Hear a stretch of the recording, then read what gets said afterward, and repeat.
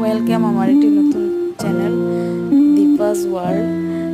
এই ভিডিওগুলো আপনাদের যদি ভালো লাগে তাহলে অবশ্যই লাইক, কমেন্ট, সাবস্ক্রাইব করে দেবেন।